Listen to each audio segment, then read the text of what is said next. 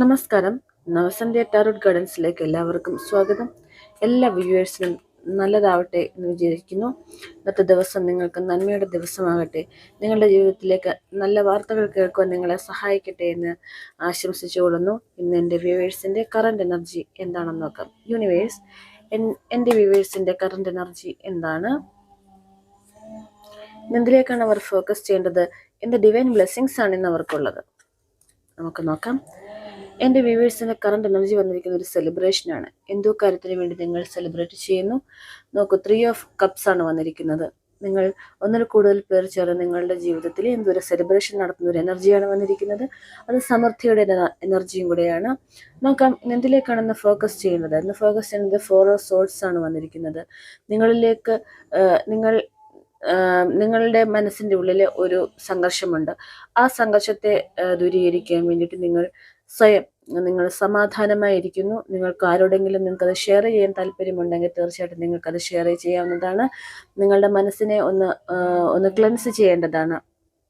തീർച്ചയായിട്ടും അതാണ് നിങ്ങൾ ഇന്ന് ഫോക്കസ് ചെയ്യേണ്ടത്.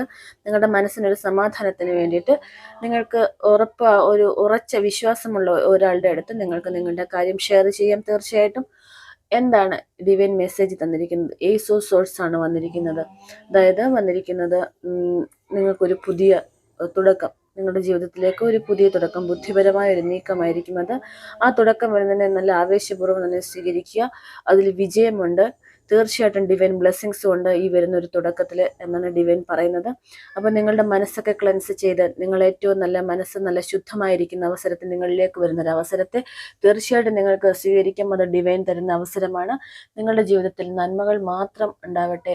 നന്മകളെ മാത്രം നിങ്ങൾ ഫോക്കസ് ചെയ്യൂ. നമ്മുടെ ജീവിതത്തിലേക്ക് വിജയം താനേ വരുന്നതാണ്.